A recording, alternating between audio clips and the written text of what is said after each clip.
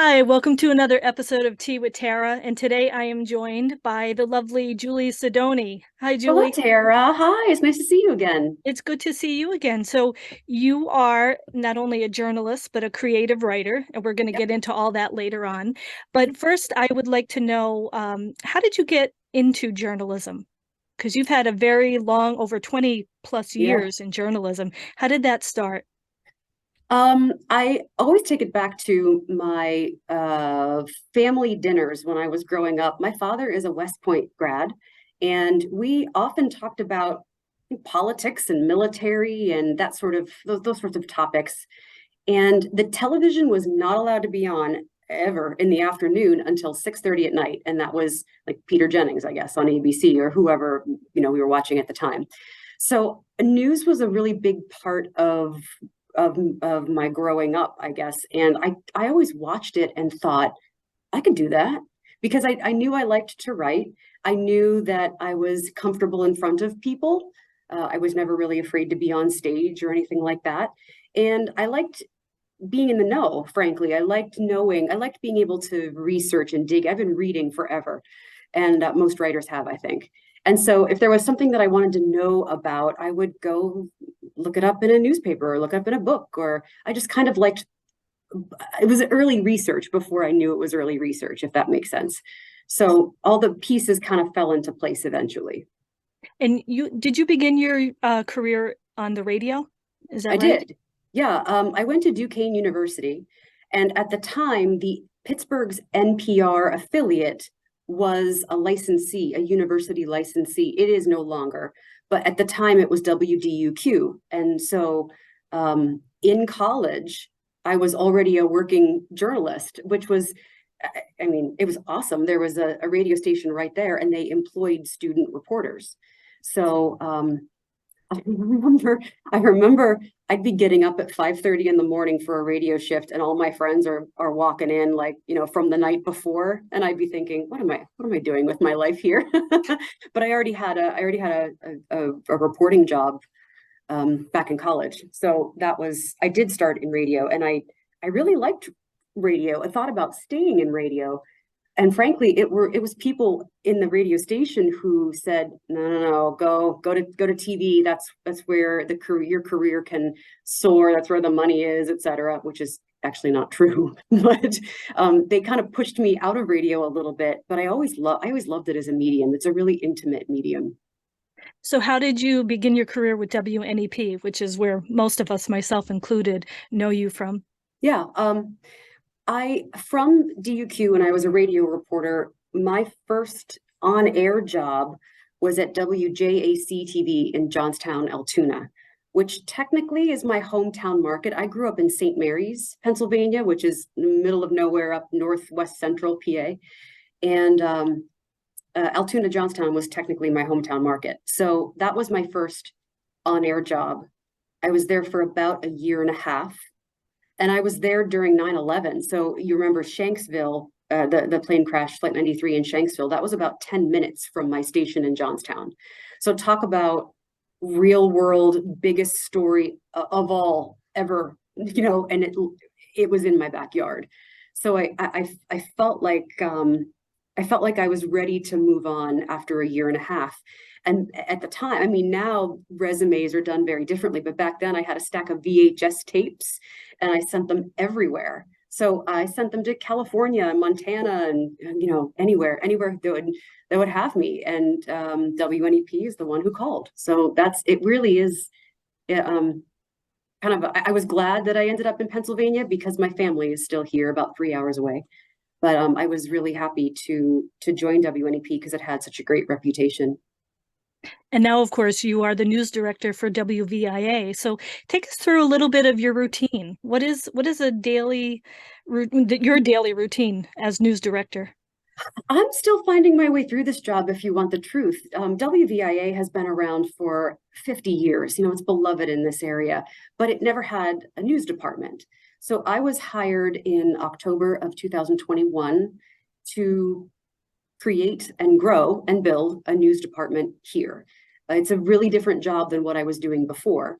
And so my day to day, I have a lot more meetings than I used to. I have a lot more, I manage people now. I never managed people before. So it's, my day was very predictable. I think a little more at WNEP, you come in and here's this meeting here, and then you have to be on the air by this time, and then your story's done by X time, and then it runs here. It's all kind of the same. Here, Lord only knows.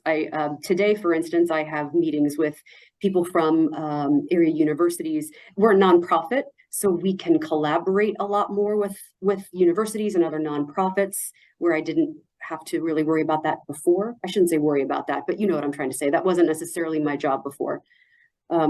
So really, every day is very, very different, because that's the nature of news.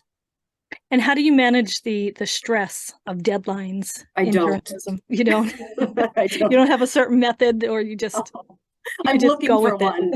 If anyone can help me, it is hard. I haven't exercised as much as I should.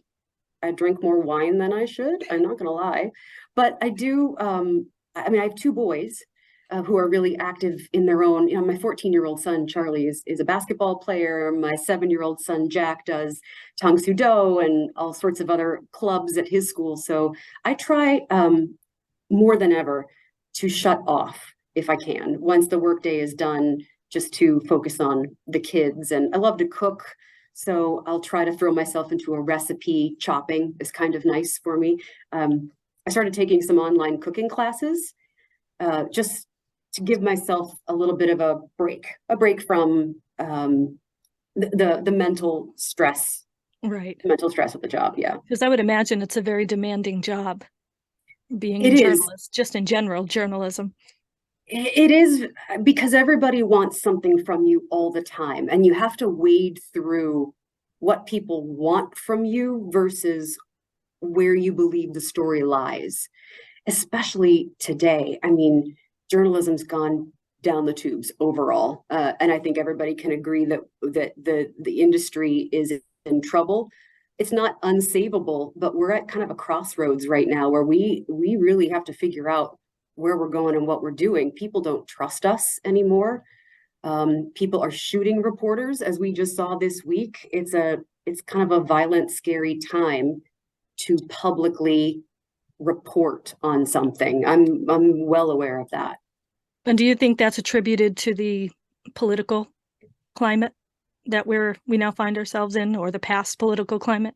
I'm sure that has something to do with it. Yeah, I mean, I don't want to speculate. I think everything is cyclical, right? So Right. when the cable news stations first came to be, everybody starts watching cable news 24/7, and now we're seeing that nobody's watching that anymore.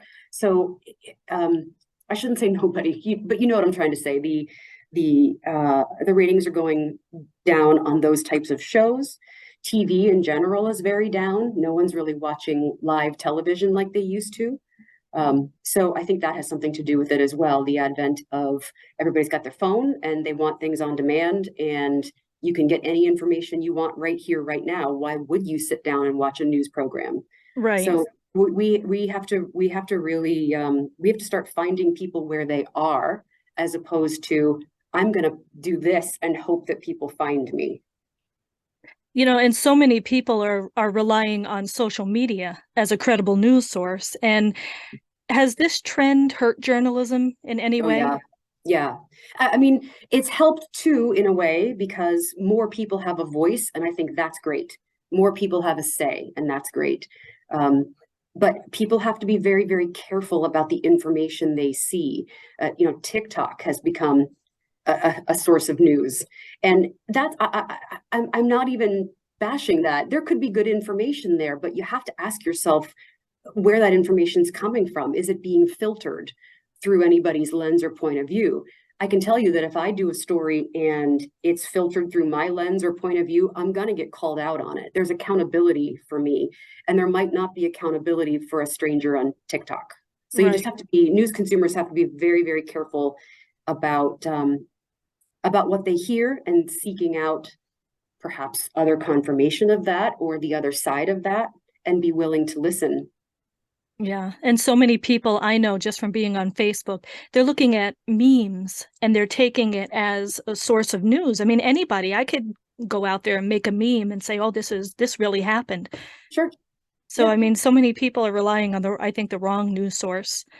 What is your approach to staying informed and updated on current events and social trends and, trying to get accurate information out there? It's different nationally and locally. Nationally, I do the same thing everybody else does.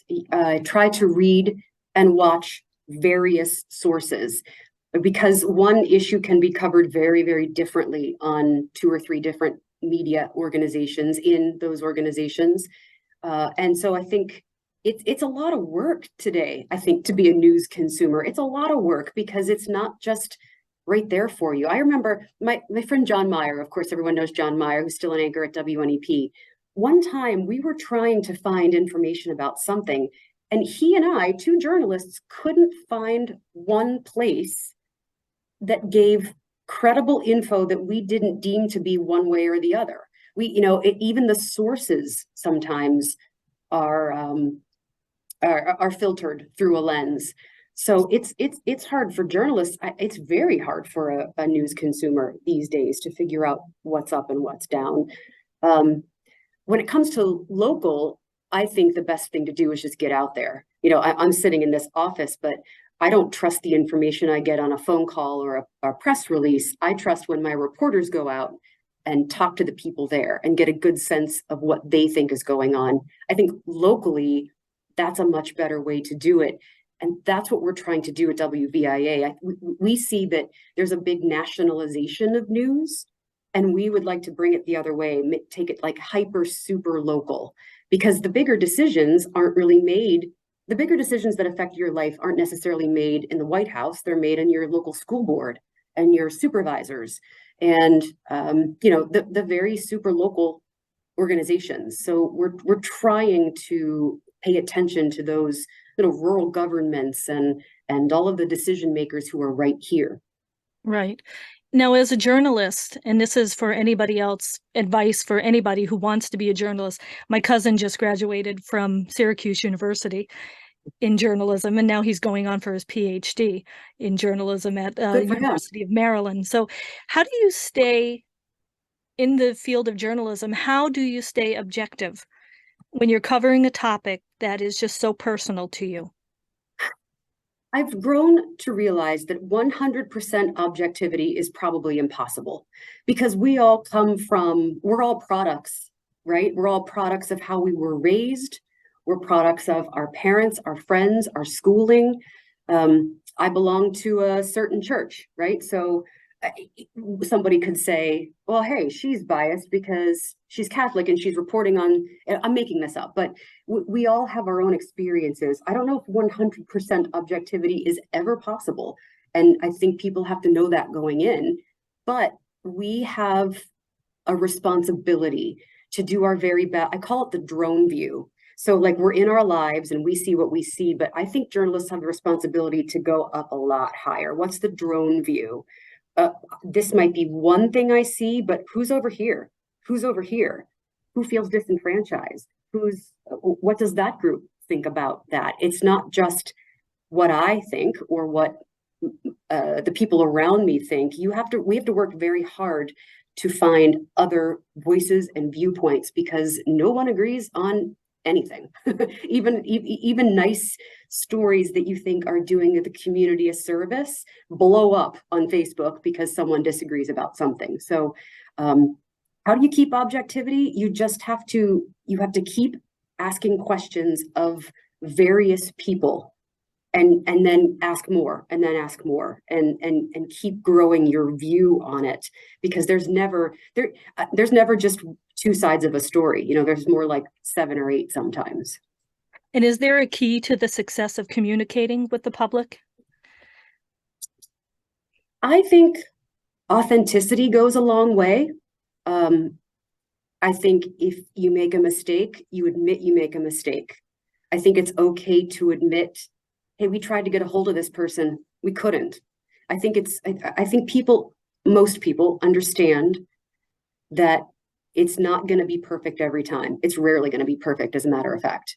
So there's no, I mean, your answer really has no question. No matter what I do, someone's going to hate it and call me out on it, but that's part of the gig. So all I can do is really do the best I can and teach the reporters I'm working with to do the best they can on sourcing. Never believe what you're told just from one person. Do 4 people feel that way?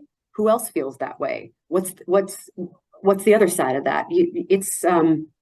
It's arduous work sometimes, but you can't really. I've become a little cynical because you can't trust what anyone tells you. There's always an angle or a bent somewhere. And can you bounce back from sort of like what what happened with Dan Rather or Brian Williams, and you make a huge mistake? Can you bounce back in your career? I mean, will you be able to gain that trust again? I was just having this conversation with my husband, actually, that there was a time when I would have said, yes, sure. Everybody makes mistakes. And if you're honest about that and you come out and say what you did and what you learned, then perhaps you can come back. Everybody makes mistakes. These days, cancel culture is a real thing. And if I made a huge mistake, even if I apologized, there would certainly be people who would never trust me again. So that's a good question. And I'm not sure I know the answer. I would hope the answer is yes, but I don't know. I really don't know. That's why we're always on very high alert, very, very high alert. What do you think sets apart broadcast journalism from other forms of journalism? Broadcast journalism in TV requires pictures, which is why you see the car crashes, the fires, the things that are visually interesting. A newspaper or a radio station may not choose to cover something like that because the information isn't as strong, might not be as strong as the visual. That's a double-edged sword because sometimes it's much easier to illustrate a story using pictures and video. Sometimes it's harder illustrating a story because you don't have pictures and video. So broadcast news is different, because of the visual aspect to it. But I also think I teach public speaking at Wilkes. I'm an adjunct professor to teach undergrads. And what I teach them in speech applies, I believe, to radio and TV, which is your viewers and listeners don't have the opportunity to go back and reread a sentence. If they don't understand what you just said, they can't go back and read it over again. You have to lead them through line by line. So I think these sentences have to be simpler. They have to be shorter.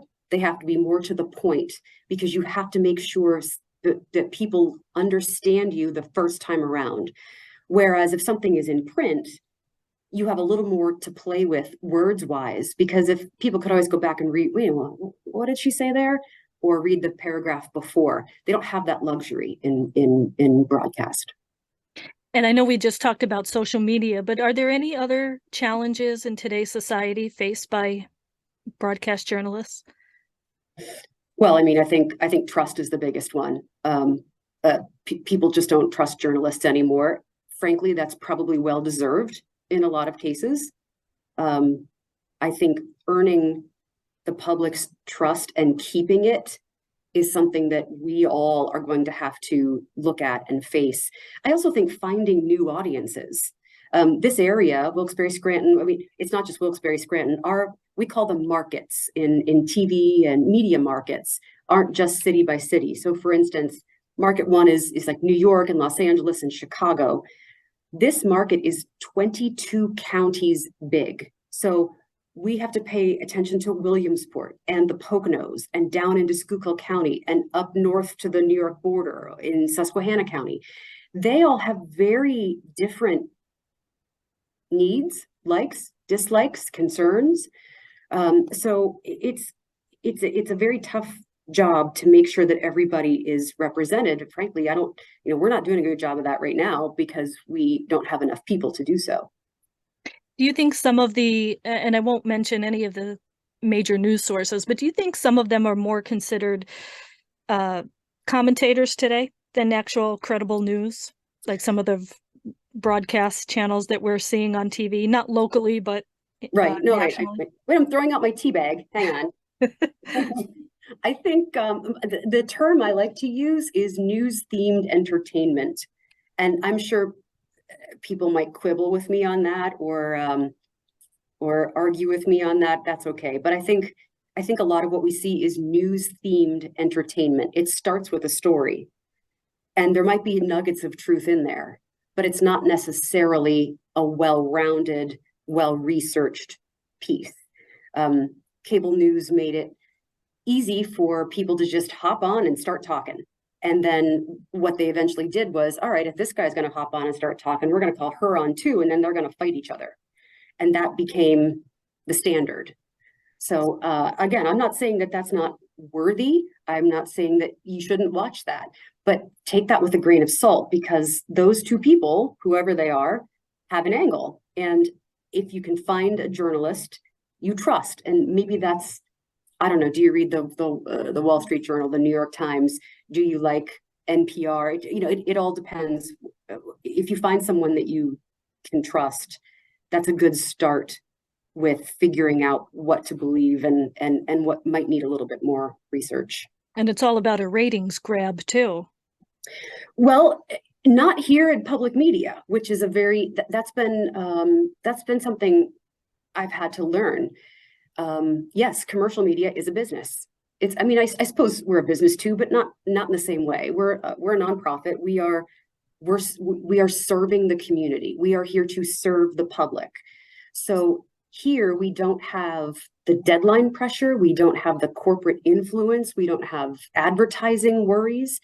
All of that creeps up in commercial media everywhere. They need eyeballs on that story. They need eyeballs on that newscast. They need people to pick up the newspaper when they're at the convenience store. We don't necessarily, I mean, of course we want people to see and hear what we're doing, but if we do a story and 50 people find that story helpful, great, we've done our job because we've helped those 50 people. How do we get people to move away from social media? And can you, at this point in time, can you get them to stop with the social media and actually go to credible news sources? No, I don't think so. I think the credible news sources have to do a better job of being on social media if that's what they want. That's my point about, I think gone are the days of we're producing this, so come find us here. That doesn't work. There's too much noise. It's oversaturated. There's so many choices. I think the better way of going about it is to figure out where your potential audience is and find them where they are. And were there any particular journalists that you looked up to growing up? Like I'm thinking of Barbara Walters and how she just passed away, and everyone said she was such a trendsetter for women. What's funny is I'm gonna say that I was much more drawn to local news than I was to the national news. There was an anchor in Pittsburgh named Michelle Wright. And I eventually got to work with her, which was, I mean, the first time I ever met her, I almost fell over, right? I was so excited.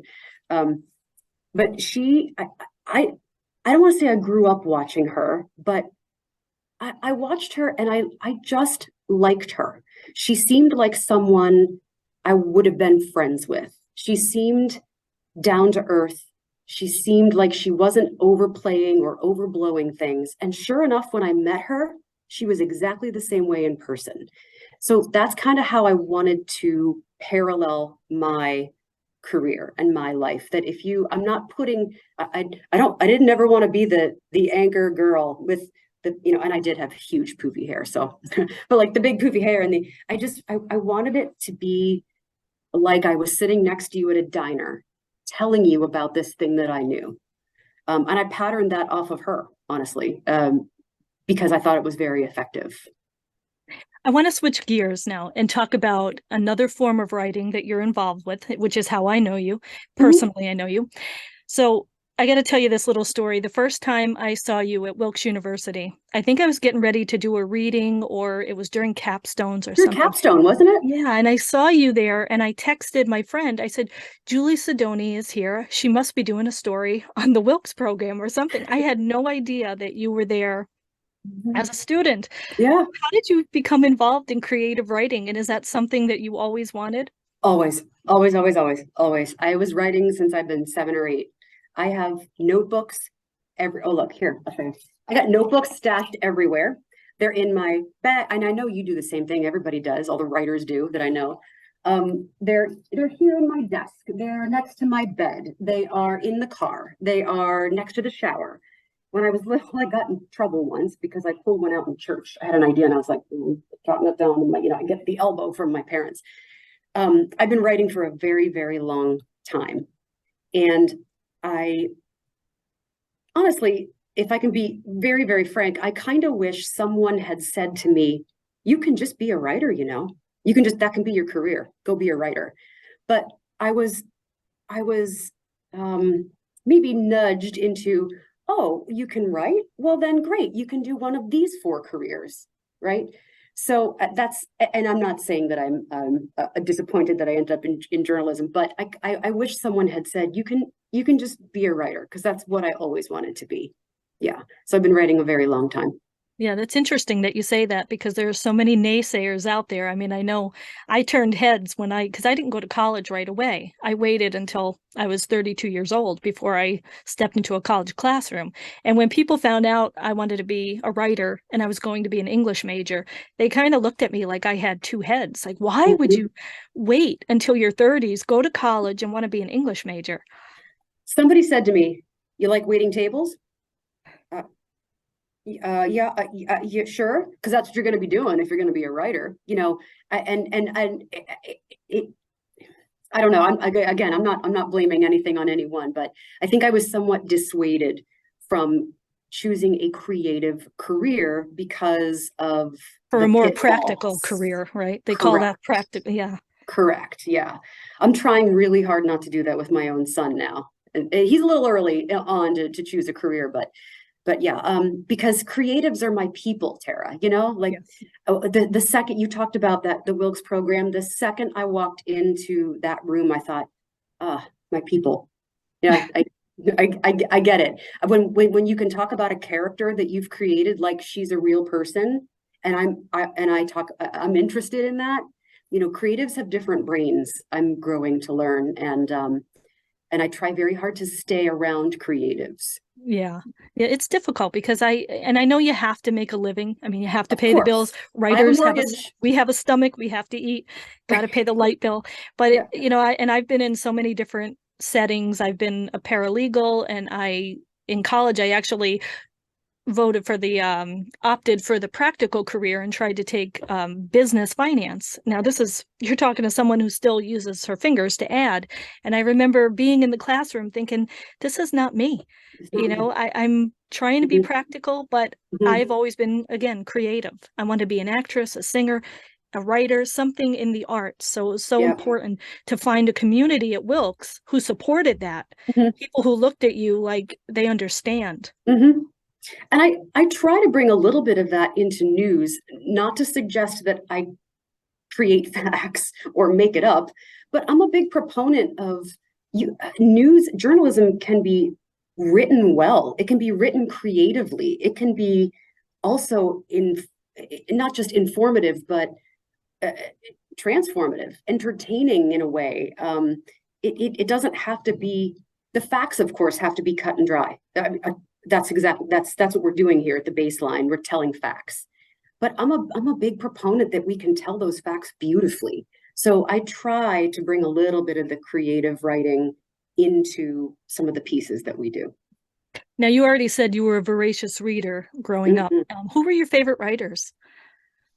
I don't even have one, honestly. And I know that's a disappointing answer, but I will read almost anything. I read fiction just as much as I read nonfiction. I sometimes have 2 or 3 going at once. Um, I just, it, it, I need it. I need it. Almost every day I have to, even just a few minutes, I have to get into somebody else's world. I'm fascinated by the worlds that people create or the worlds that they pull the curtain open on. So yeah, I'm just kind of a seeker of information, I guess, And at the heart of it. Are you like me and other writers? Do you have to have a book on you at all times? Oh yes. All And my time. Kindle app. So people, my kids are always like, Mom, what are you doing? Are you texting? And I'll turn it around. I'll say, no, I'm just reading because I have my app on my phone if I'm in the waiting room at a doctor's office or something. So yes, I do. I am that person, Tara. Now, do you write fiction or are you more of a nonfiction writer? I love this question and I'll tell you why. When I entered the Wilkes program, I started in January of 2017. It was my first semester there. And I, quite frankly, wanted to leave news behind. I almost wanted to split myself. Like, this is what I do for a living, but I want to write fiction because I want to be able to make it up sometimes. It's easier to make it up. I'm just going to make it up. So I went through the program in fiction. That's what I got the degree in. And that's primarily what I like to write. However, sometimes when I sit down to write fiction, what comes out is nonfiction. What comes out is personal narrative. What comes out is a journalism. I mean, like, I love if I need to know an answer to something, I pick up the phone and call somebody, and then a quote gets in. So it's interesting that I'm learning I can't really leave myself behind. And so it's a long way of saying I write both, and I'm okay with writing both. The Wilkes program is what taught me that it's sort of the same thing. It's two sides of the same coin, different rules, of course, but I think I can write both. So you're a mother, a wife, a news director. How do you make time to write? What is your advice to other mothers out there who, say, I want to be able to do it all. Can you do it all? Is it difficult? You can't do it all at the same time. I think you can have it all. You can't have it all at once is what I'm starting to realize. Writing time is currently my biggest heartache and my biggest challenge. If a bag of money showed up on my doorstep, I'd write all day long. That's not the reality of the world. So I have to figure out where I can do that. I tried to get up really early in the morning. I'm terrible in the morning. I am gone. Ask my husband. You can't, I mean, there's nothing there in the mornings. That didn't work very well. I tried staying up at night when everybody was asleep, and I'm exhausted and I don't have anything left after a day. So the answer is this is a work in progress for me. Sometimes on the weekends when nothing else happens to be going on, which isn't often, I can shut my door with the laptop and get some time in. It is my biggest challenge, and I would love to be able to figure it out. When my kids were little, it was different. There were nap times and they were in bed earlier and they didn't need rides everywhere. Now it's somewhat different. So the answer to that question changes often. I guess on my lunch break, I won't actually open up my laptop and officially write, but I'll get the journal out and I'll keep it fresh in my mind so that the next time I go back to it, I have somewhere to go. But you know as well as anybody that if you're not nurturing that every day, the story leaves you. The characters, I have a friend who you also know, Barbara J. Taylor. Barb Taylor always says you have to earn your way back in. If you don't write for a little while, you got to earn your way back into that story. Your characters don't just let you walk back in. Right. So, yeah. So you have to keep that fresh in your mind. Even if I'm not physically sitting down on my computer to write, I try really hard to keep it fresh in my mind. Yeah, it's very important. And I learned that at Wilkes to be you have to write every day. It's kind of like a muscle. You have to work it out every single day because you will lose it. And then, you'll be dragged out and it's really hard to jump back into something. Or a couple times I've done that. I spent months without writing, and then I get back into it and I sob like, well, I can't write anymore. Of course I'm very dramatic, but it just takes a little while. In those cases, I'll just read it again and read it again and read what I have again and let it percolate a little bit. And eventually it allows me back in. Were you intimidated at all when you stepped onto the Wilkes campus as a creative writer? I mean, I know that when I first began and I saw the course load and I saw all these other writers, I thought, I got to get out of here. I can't do this. I'll And never not do just it. that, the faculty are, my gosh, they're published many times over. These are very influential people. And I felt definitely like an imposter. Like you're a bobblehead TV anchor and you think you can just waltz in here and write the next great American novel, right? I really felt like I was in over my head at first. I loved it. I loved it. I loved every second of it. But I felt like maybe you should just stay in your lane, Julie. Go just stay in your journalism job and let your creativity come out there. But you can't. It's not even a choice anymore. It's not a choice. It's in me. It has to come out. Right.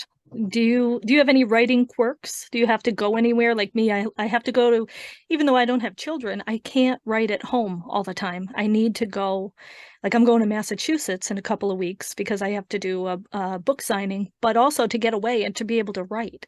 Wait, whoa. Let's go back. A book signing. That's exciting. Tell me about it.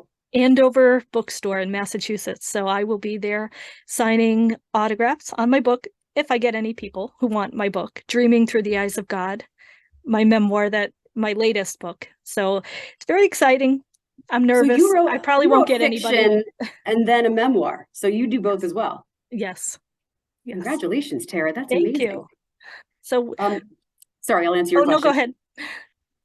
Do I have any quirks? It's a lot more about mindset than I ever gave it credit for. Um, I don't need total quiet, but I do need to be, you need to be in the right headspace. So if I've had a super stressful day, if one of the kids is sick, for instance, writing is not going to happen because I just can't get into that relaxed mental state. I have a quote hanging up where I typically write at home, and I'm gonna butcher it. I'm not gonna say it, but it basically was a Joseph Campbell quote about how writing at the heart isn't about you at all. It just goes through you, like it's somehow greater than you. That if you can tap into the universe, I know this sounds a little woo woo, but if you can tap into the universe, it kind of comes through you. It's almost something you can't control. Again, people can roll their eyes at that, but I do see I do see how important it is to get into the right space, the right headspace. And sometimes I'll light a candle. So if I'm working on something that is, say, like the latest thing I'm working on is partially set in the 80s.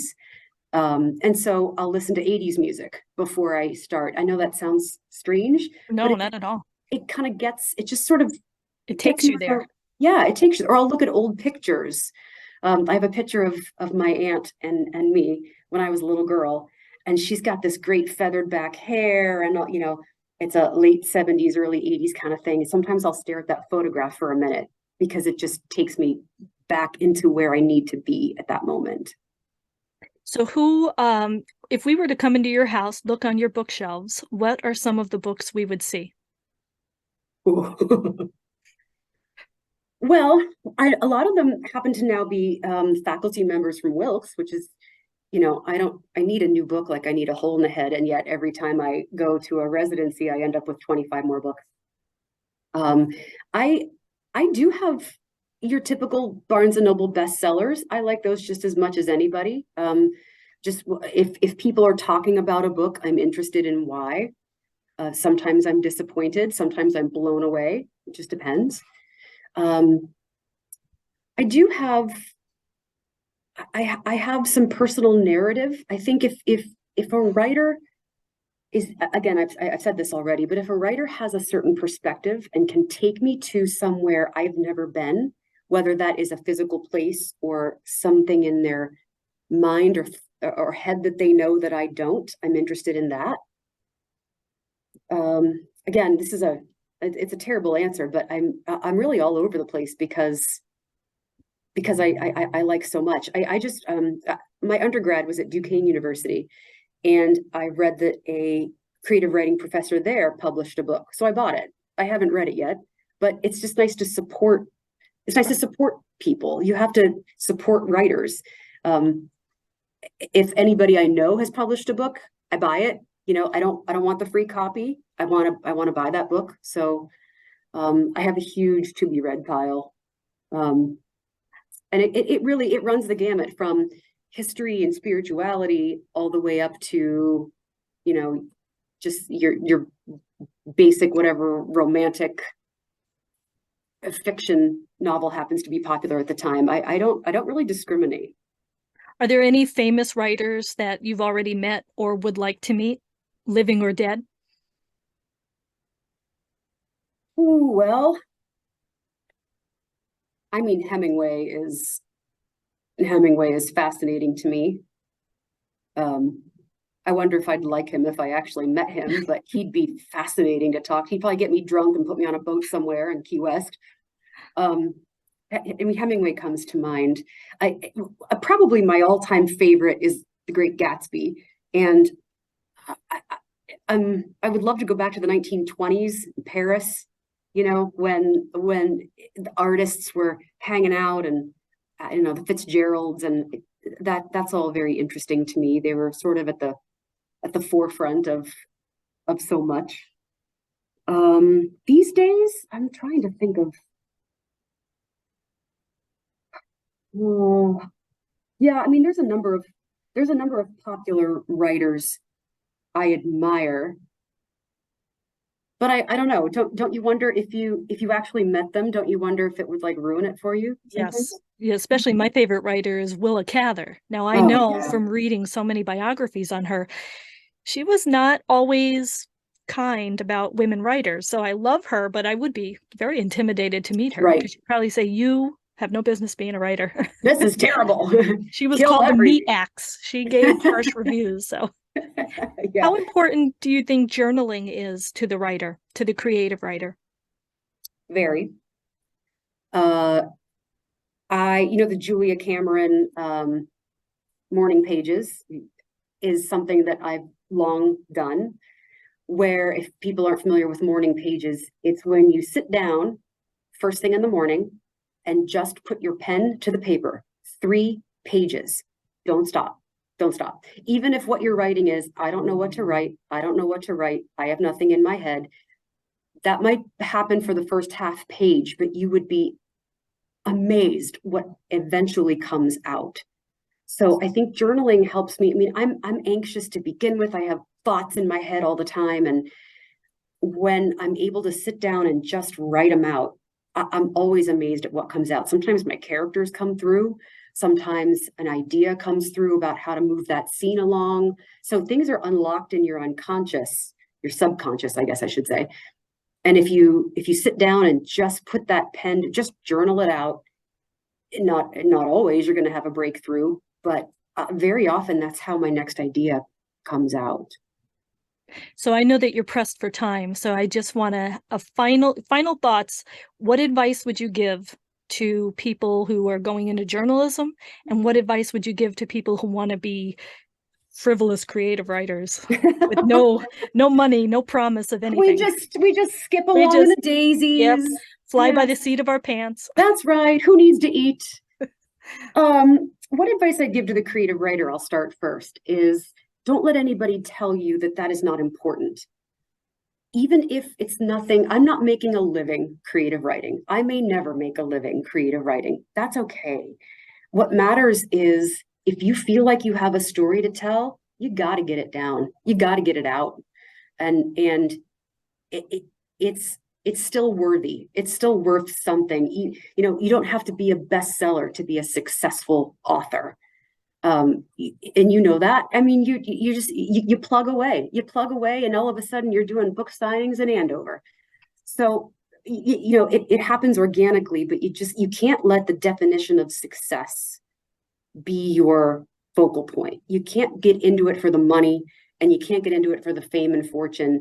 You have to really get into it for the love of the craft, which is why I ultimately went back to school for it, because I thought I was on the right track, but I really needed to know more about the craft. And I'll write till the day I die. It's just something I will do. There's no way around it. What advice I give to someone going into journalism is it is hard. It is tough. It is, I often go home and wonder what the hell I've done, why I decided this was a good idea. But it is, it can be what makes change. It can be what educates, what inspires, what helps someone through a situation. I don't want to go too much into this, but during COVID, I was often irritated by, oh, I have to go on air and I have to read this number here, and Luzerne County had these many, and Lackawanna had this many, and Monroe County had this many. And, that was not a fun time to be a journalist. But a lot of people reached out to me after to say, you were the only person who was giving me information, or whatever the case might be. Even if the masses aren't helped, if that one woman in her home in Jessup, PA, was somehow comforted or helped or not as lonely as she was because I was there, that's huge. I don't take that lightly.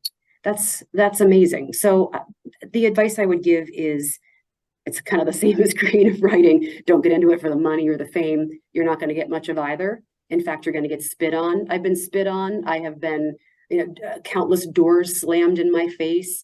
It's hard out there, but I always liken it to golf.